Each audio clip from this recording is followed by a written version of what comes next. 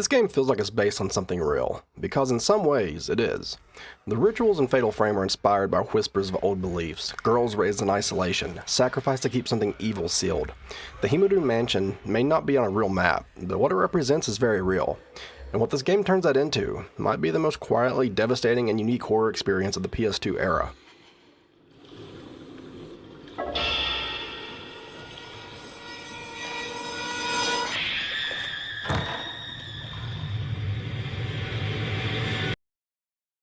Set in 1986, Fatal Frame begins with Mafuyu Hinasaki, an aspiring folklore searching for his missing mentor, Junzei Takamine, a respected researcher of ancient rituals. Takamine vanished while investigating a long-abandoned estate known only in whispers, Himuro Mansion. Concerned for his safety, Mafuyu enters the mansion armed with a strange family heirloom, a vintage camera said to reveal things invisible to the naked eye. It isn't meant to be a weapon, but inside these halls it becomes one. The mansion is silent, time-worn, and watching. After a violent encounter with something no longer living, Mafuyu presses on, but disappears.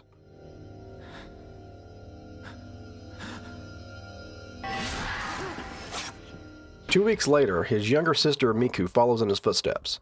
She finds the camera abandoned on the floor, and almost immediately begins to understand what her brother saw. The mansion isn't just haunted, it's steeped in pain. The spirits here aren't aimless, they remember, and they want something. As Miku ventures deeper, she begins to uncover the true history of Himuro Mansion, and the ritual that once took place within its walls, known as the Strangling Ritual. It was said to prevent disasters by sacrificing a girl raised in total isolation. Her limbs would be bound with sacred ropes, and then pulled apart, her blood-stained ropes used to seal a gateway to the underworld. And while the events in Fatal Frame are fictional, the legend behind them, that's where things get eerie. Stories of a real Himuro Mansion circulated for years, an old estate on the outskirts of Tokyo, tied to rumors of gruesome deaths and failed rituals. Some say it was home to a hidden Shinto sect, others believe the story was fabricated entirely.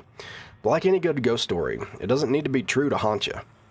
Fatal Frame draws from those rumors and turns them into something deeper, something sorrowful. As Miku uncovers the truth, she isn't just trying to save her brother, she's unraveling the consequences of a ritual gone wrong, and the Shrine Maiden spirit who might still be waiting. You have to let the ghost get up on you right in your face to actually do much damage to it. This isn't like other survival horror games from the early 2000s. There's no gunplay, no combat system in the usual sense. Instead, the entire game revolves around one tool, the camera obscura. It's an old film camera passed down through your family, said to capture things the eye can't see.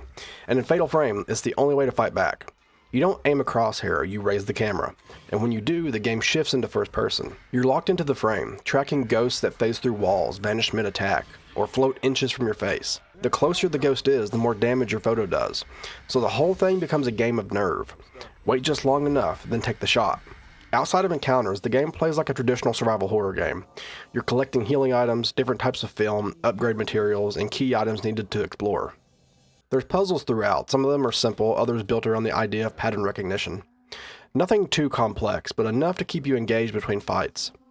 And the ghosts aren't just enemies, they're tied to how they died. Some drag themselves across the ground, some scream, some don't even attack, you just catch them in the distance, watching.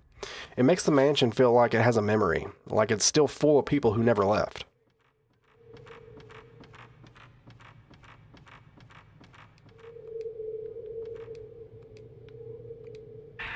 Sacred water. What really stuck with me about this game is how it makes fear mechanical. You don't just see something terrifying, you have to face it, frame it, and hold your nerve. You're not hiding under a bed, you're not blasting it with a shotgun. You're staring at a ghost in the eyes through a narrow lens, waiting for the exact right moment to pull the trigger. That's the beauty and cruelty of the camera obscura. The longer you hold your shot, the stronger the attack. But to do that, you need to let the ghost get closer and closer until it's right in your face. It's such a brilliant inversion of what horror games usually teach you. Usually we're rewarded for running, for shooting first, or avoiding eye contact with the monster entirely. But here, you're punished for looking away. The ghosts don't just walk at you, they phase through walls, blink in and out of existence, float above you. They're not just enemies, they're tragedies. You can feel that with every encounter. Some weep, some whisper, some scream, and all of them feel like they're still trapped in that moment they died. The camera doesn't just hurt them, it seals them. And that idea that a camera can capture a soul is rooted in actual superstition. It's an old belief, one that pops up in a lot of places still, that taking someone's picture steals a part of their spirit. Fatal Frame takes that myth and weaponizes it, turning it into an actual central mechanic. You're not just trying to survive, you're participating in a kind of ritual. You also have to manage different types of film, each with its own damage level and rarity. Stronger films burn through ghosts faster, but it's precious. Do you use it now or hold it for something worse? And then there's the upgrade system. The more ghosts you capture perfectly, the more points you earn. Points you can spend upgrading your damage output, your range, or how fast the camera charges up. Every improvement you make feels earned. You become braver not just as a player, but as the character. You grow stronger by facing your fear, by holding the lens steady, even when everything inside you is screaming to turn away. That's what makes Fatal Frame feel different. It doesn't just scare you, it dares you to look closer at the ghosts. If you've been enjoying this video, I'd really appreciate it if you liked it and dropped a comment below. It helps the channel out a ton, and I always love hearing your own memories of these games I cover. And if you haven't already, consider subbing. I stream these games I cover, so it's really fun to hang out with y'all. And if you'd like to watch the full playthrough of Fatal Frame, I do have a dedicated playlist to the streams, so you can find that over on the channel. We can beat it together. Oh, we're in the doll room. I remember this room. As Miku explores deeper into the mansion, she begins to catch fleeting glimpses of her brother. Always just out of reach, it's clear he's been here, and it's also clear something is deeply wrong. The further she goes, the more she uncovers what actually happened in this place. The Himuro Mansion wasn't just the setting for some ghost story. It was home to ritual, one meant to keep something called the Hellgate sealed beneath the building. The ritual was called the Strangling Ritual, and it's exactly as brutal as it sounds. To keep the gate sealed, the family would choose a young woman to become what they called the Rope Shrine Maiden. Once chosen, she was isolated, completely cut off from the world. No visitors, no attachments. The idea was that if she had nothing to hold on to, she'd be easier to let go of. After 10 years of isolation, she'd be led into a cavern beneath the mansion, where the final part of the ritual would take place. There, 5 ropes were tied to her arms, legs, and neck. The ropes were anchored to massive pillars, one for each of the 5 families tied to the ritual's legacy. And then, the pillars would turn. The maiden would be torn apart. Her blood-soaked ropes would be gathered and used to bind the doors of the Hellgate, keeping the malice inside from escaping and corrupting the land. And this wasn't just a legend inside the game. The shrine, the cavern, the entire belief system, it's presented as something real, something functional, that was a community that genuinely believed the world would fall apart if this ritual ever failed. And in the world of Fatal Frame, it did. But what about you? I must stop the calamity, or else it will happen again. But it failed. The girl chosen as the Rope Shrine Maiden, Kiria Himuro, wasn't able to let go. While she was isolated inside the mansion, she fell in love with a man who stayed on the grounds. No one was supposed to visit her, no one was supposed to speak to her, but he did. And as their connection grew, so did the danger. The family caught wind of her feelings, fearing what it would mean for the ritual. The head of the household ordered the man's death, and Kiria found out, just before the final rite. So when the ropes were tied and the pillars began to turn, she couldn't let go. Her heart was still tethered to the world, and the ritual collapsed under the weight of her grief. The gate opened, and what poured out was called the Malice. It swept through Himuro Mansion like a sickness. Some died instantly, others went mad. All of them were trapped. Kirie, the girl meant to save them, was consumed. Her spirit became something else entirely, a vengeful ghost, twisted by the pain of loss and the violence done to her. But not all of her was lost. As Miku explores the mansion, she begins to see visions of another spirit, the girl in the white kimono. Gentle, quiet, and tragic, this version of Kirie seems to be the last echo of the girl she used to be. She guides Miku through the mansion, helping her uncover the truth buried in the darkness. The deeper Miku goes, the more she sees what the Malice has done. Takamine and his assistants, those who entered the mansion before her, were consumed and transformed, just like the others. And yet, for some reason, Mafuyu was spared. Maybe it was because he resembled the man Kirie once loved, or maybe some part of her was still trying to protect him.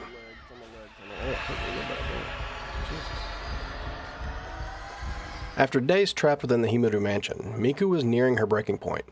The rope marks on her wrists and ankles, silent reminders of the curse, grew darker with each passing night. But on the 4th night, everything came to a head. Following the final path of the Rope Shrine Maiden, Miku descended deeper into the mansion and found Mafuyu. He was still alive. They called out to each other, the two voices trying to cut through years of sorrow. But before they could reach each other, Kirie appeared. Her voice was soft, her words final. "We will always be together." She pulled Mafuyu back into the darkness, and for a moment, it seemed like all was lost. Miku raised the camera obscura, trying to exorcise the spirit, but it wasn't enough. The power of the Malice overwhelmed her. The camera was ripped from her hands and shattered against the floor. But just before everything faded, the girl in the white kimono appeared one last time. Silently, she pointed not to the camera, but to something inside it, a gleaming shard, a final piece of a holy mirror. Throughout her journey, Miku had unknowingly gathered the other fragments. This was the last, and when she pieced them together, the mirror's power surged.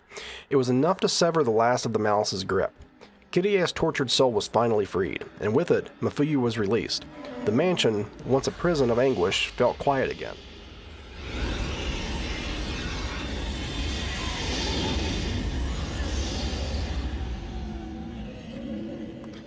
This game was marketed as being based on a true story. Just outside of Tokyo, hidden somewhere in the mountains, there was once a place time forgot. A decaying old mansion built in traditional Japanese style, far removed from anything modern or Western. No one's really sure how old it is, but records suggest it predates the late Edo period, so at least 200 years, if not much older. But this wasn't just a house, it was a compound, outbuildings, shrines, old wooden halls, and it wasn't just a place people lived, it was a place of worship. Himuro Mansion was believed to sit on a spiritual ground. There was a Shinto shrine built into it, and according to the legends, it also stood over something else. A gate, not a metaphorical one, a literal gateway to the demon realm. And every 10 years, the gate had to be sealed. The ritual was simple in its cruelty. A girl would be chosen as a child and kept in isolation, raised with no contact, no attachments, no love. The idea was that her spirit would remain pure and untethered. Then when the time came, her body would be used to close the gate. They would tie ropes to her arms, legs, and neck, ropes that were said to be sacred, and crank them tight until her body gave out. The ropes, soaked in her blood, were then used to bind the demon gate closed. It was called the Strangling Ritual, and according to the stories, one year it failed. The girl who had been kept in isolation for 10 full years met someone, and against everything she had been raised for, she fell in love. That love, that single human attachment, was enough to break the ritual. It couldn't be carried out. And with that failure, the Himuro family, those entrusted to perform the ritual, were said to have perished, some at the hands of the family patriarch, others by their own. But that's just one version of the story. Another says the mansion was simply the site of one of the most gruesome unsolved murders in Japanese history. 7 people killed in brutal, unexplained fashion. No one really knows why or who did it. The case remains open, and the house, it's been left to rot. But maybe it's both. Maybe the murders were the ritual. Maybe they happened because it failed, or during it, maybe the patriarch of the Himuro family, so shamed by their failure, took the other ones down with him. A curse, a punishment, a gate that opened and never quite closed again. Or maybe nothing happened at all.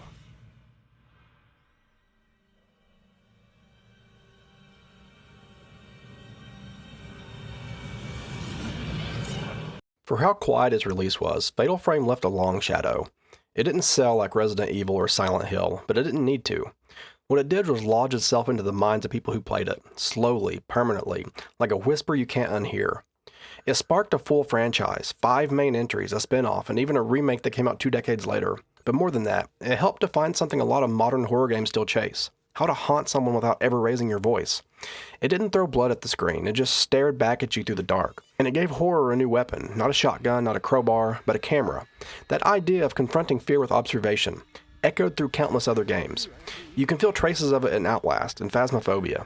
Even the way modern horror streams are framed now, players staring through a screen, trying to document what should have never been seen. And maybe the biggest thing Fatal Frame left behind is not just a series or a mechanic, but a philosophy. Horror doesn't have to chase you. Sometimes it just waits. All you can do is raise the camera.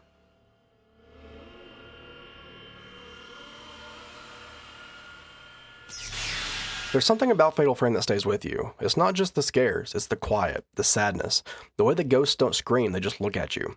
For all its supernatural horror, this is really a game about pain that won't let go, about regret, and what happens when you're forced to carry it alone.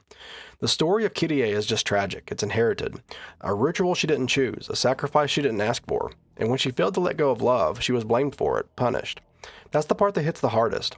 Whether or not the Himuro Mansion legend is real doesn't change the way this game feels, because it feels real.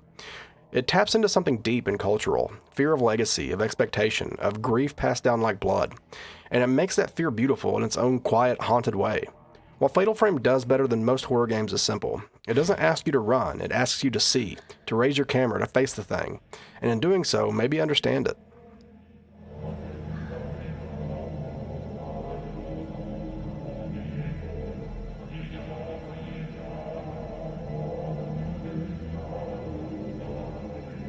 What's that?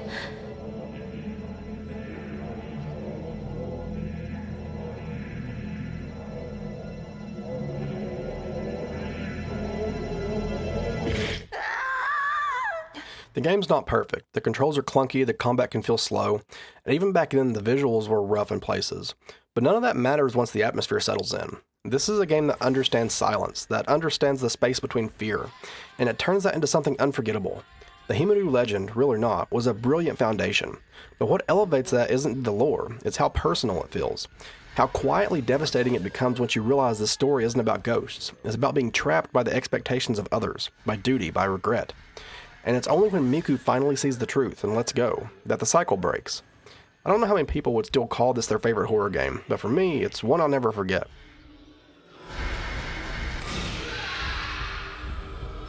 Well, this must be a boss, because he did not take much damage with that.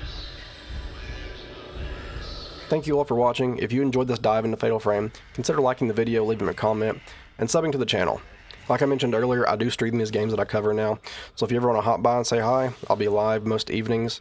Otherwise, the Fatal Frame playthrough is on the channel. But, as always, I'll see y'all later. Well, I don't have any more stone mirrors either. Oh god, if I die here, I'm gonna die. Oh, does this help? Oh, this is help. That's fine. That's it. I'm stuck. I'm dead. Fantastic. Luckily, we just saved.